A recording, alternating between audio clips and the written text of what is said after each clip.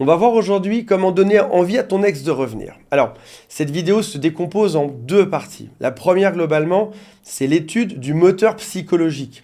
Si tu comprends ce que ressent ton ex, comment ça se passe de son côté et aussi du tien, ce sera plus simple pour comprendre la deuxième partie qui est beaucoup plus pratique. Je vais te dire les actions qu'il faut mettre en place dès à présent.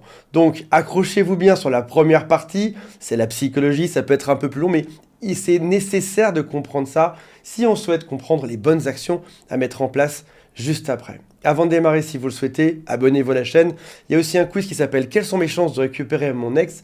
Et si le cœur vous en dit, ou si vous souhaitez parler de votre histoire, il y a un lien pour contacter mon équipe, c'est juste en dessous. On va commencer par quelque chose qui n'est pas un gros mot, on va parler d'introjection. Si vous regardez dans Google ce que signifie introjection, vous pourriez tomber sur le processus inconscient par lequel l'image d'une personne est incorporée au moi et au surmoi. Ça vous parle ou pas ? Si ce n'est pas le cas, regardez la seconde définition, qui va peut-être pas non plus beaucoup vous aider. L'introjection est un concept psychanalytique, élaboré vers 1900 et quelques, dans son article « Transfert et introjection ». C'est un processus qui met en évidence le passage fantasmatique du dehors au dedans. Je vais vous donner un exemple beaucoup plus simple que ces deux phrases trouvées dans Wikipédia. Si jamais tu passes dans ta ville ou dans ton village, tu passes devant une table où tu vois plusieurs de tes amis et éventuellement une nouvelle personne. Tu parles à tes amis, tu dis bonjour, tu serres la main, tu fais la bise, etc. Et tu vas parler pendant quelques instants à cette nouvelle personne. Tu pars parce que tu as un rendez-vous un peu plus loin. Au moment où tu pars, cette personne reste dans ton cerveau pendant quelques temps. C'est comme si ton cerveau faisait une photo instantanée de cette personne avec toutes les informations que tu connais sur elle et étant créé une sorte d'avatar dans la tête qui continue de vivre sa vie. Si jamais tu as un doute, tu dois régulièrement penser à tes amis, à tes parents, à tes frères, sœurs, etc.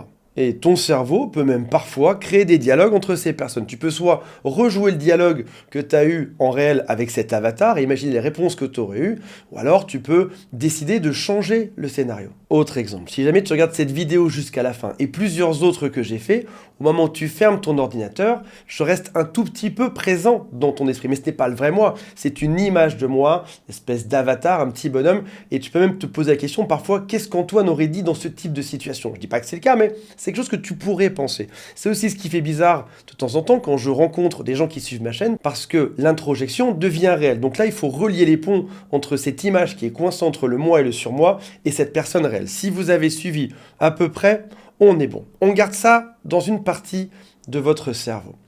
Deuxième chose à savoir, quelle est la raison de la rupture amoureuse ? Dans plus de 90% des situations, la raison de la rupture amoureuse, c'est que vous n'allez pas dans la même direction. Ton ex avait l'idée que vous iriez dans tel type de direction, que vous feriez telle chose au quotidien, que ça se passerait de telle manière sur le chemin qui vous mène à cette direction. Et un jour, il a remarqué que ce n'était pas possible d'avoir vous comme passager ou comme copilote, parce que vous avez d'autres idées. En gros, vos chemins se séparent doucement, même si au début ça a été commun. Et un jour ça se sépare, votre ex va là-bas, vous allez là-bas. Pour lui, ce n'est pas possible de continuer ce chemin avec vous, parce que c'est compliqué, parce que ça fait des frictions au quotidien, et donc il décide d'arrêter. Un jour, il t'annonce qu'il veut la rupture. Il te dit c'est fini, j'en ai marre, c'est pas toi, c'est moi, il faut qu'on se sépare.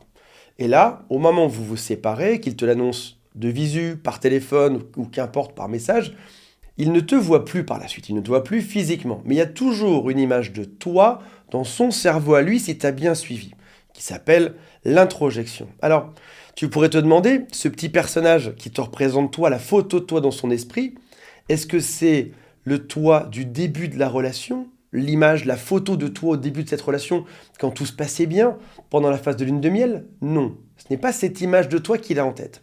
Est-ce que c'est l'image de toi un peu plus tard, quand vous avez été pendant la relation, pendant tous ces mots, toutes ces années ensemble ?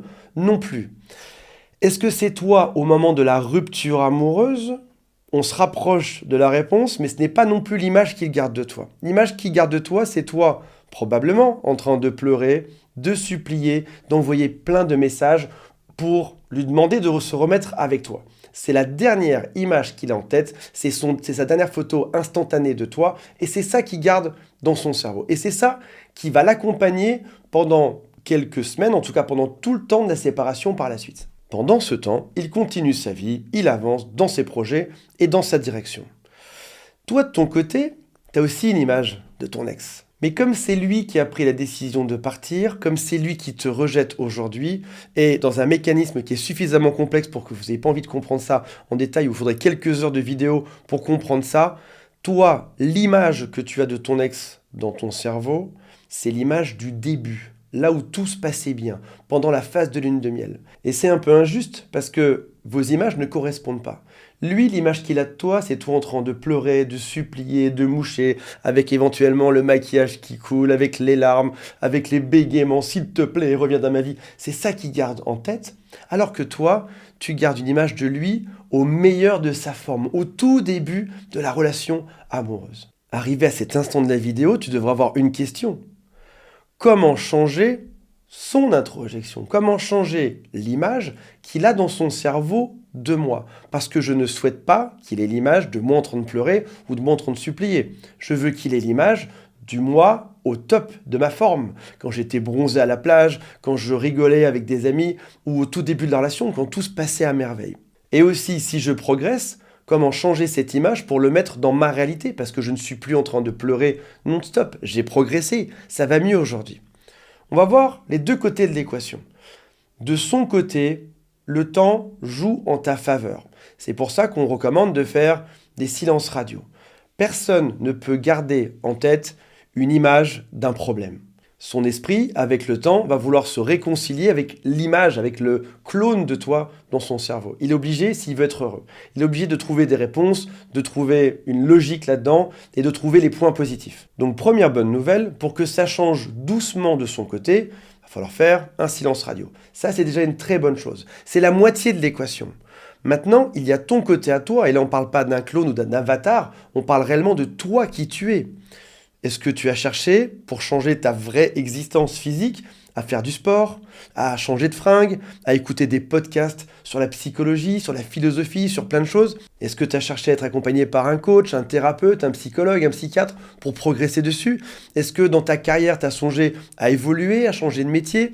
Est-ce que même au niveau de ton corps, tu manges de manière plus équilibrée? Tu as une jolie peau aujourd'hui, toute bronzée parce que tu prends soin de toi? Est-ce que tu as retrouvé ton énergie? Est-ce que tu as mis en place des défis? À ce moment-là de ma démonstration, tu dois penser une chose. Oui, je pourrais le faire, Antoine, mais déjà, ça me nécessiterait de l'énergie que je n'ai pas forcément aujourd'hui. Et surtout, si je le faisais, à quoi ça servirait? Est-ce qu'il va s'en rendre compte?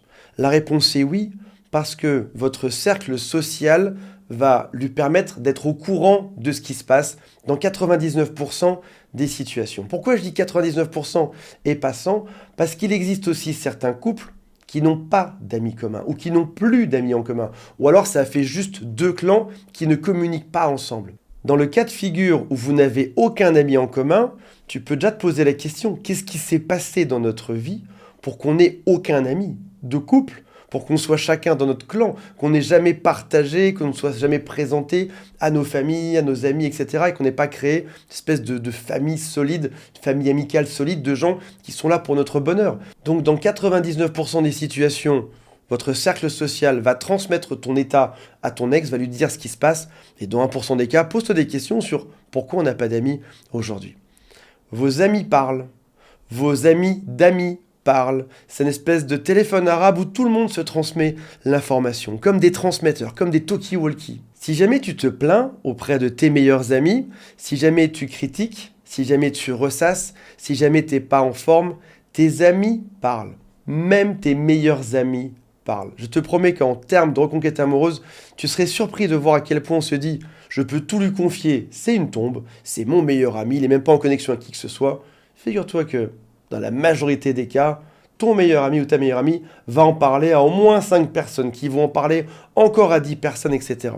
Ça signifie que lorsque tu critiques, quand tu as des doutes, quand tu es triste et que tu confies ça à quelqu'un, il y a de fortes chances que tout le monde soit au courant dans pas très longtemps et que ton ex finissent par le savoir. Admettons que tu pleures un soir chez une amie, tu dis que ça va pas, que c'est compliqué, que tu le détestes. Le lendemain, elle va acheter une baguette de pain, elle croise quelqu'un que vous connaissez, et puis là, elle va dire ouais, elle est vraiment pas en forme en ce moment, hein. C'est compliqué. Qui va le répéter à une autre personne, etc. Et ton ex va le savoir. Tout se sait, tout ce que tu dis va être transmis. C'est pour ça que je recommande de passer par un thérapeute ou un psy ou un coach ou de se confier à quelqu'un de ta famille qui n'a aucun lien avec tout ça. Par exemple, ton père ou ta mère. Même s'il est déconnecté de tes problèmes, au moins lui, tu sais qu'il n'ira pas le dire à tout le monde. Si tu te plains, tout le monde est au courant. Mais si jamais tu progresses, si tu as une vie qui devient lumineuse, heureuse, chouette, tout le monde va en parler aussi. Parce que chez la boulangère, lorsqu'on achète une baguette de pain, ce ne sera pas le même discours, ce sera waouh, je l'ai vu hier, elle a l'air super en forme, il a l'air au top de sa forme en ce moment. Et ça va parler et l'autre va le savoir. Beaucoup de gens, à ce moment-là de ma démonstration, me disent Antoine, j'ai bien compris tout ça, mais ça va être beaucoup trop long. Déjà, il faut que je fasse du sport, il faut que je me bouge, il faut que je me remette en question. Je préférerais avoir un SMS magique pour que mon ex revienne de suite. Oui, sauf que les choses qui sont magiques marchent beaucoup moins, ou marchent temporairement. Ton ex va revenir quelques jours et ça va recraquer par la suite. Mieux vaut un plan qui soit long, qui soit dans le détail, qui nécessite de l'énergie et qui t'assurera à la fin une reconquête stable et durable dans le temps. Donc là, on ne parle pas de pirater la matrice ni de trouver un raccourci. On parle de vraiment faire le travail. Ce sera toujours plus crédible que de faire ce que tout le monde fait, poster des photos sur Instagram en se montrant dans sa meilleure vie. Waouh, j'ai une vie trop chouette en ce moment. Et dès qu'on accroche le téléphone, on se remet à pleurer.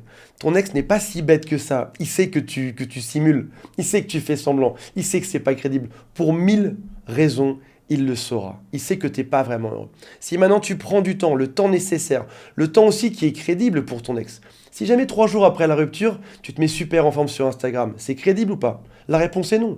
Si maintenant, tu as fait les efforts, tu as bossé sur toi, physiquement, psychologiquement, tu t'es mis dans le meilleur de ta vie, et là tu te montres en photo au bout de quelques semaines ou quelques mois, là c'est crédible. Déjà parce que tu as l'air en forme, et en plus parce qu'au niveau du délai, ça correspond.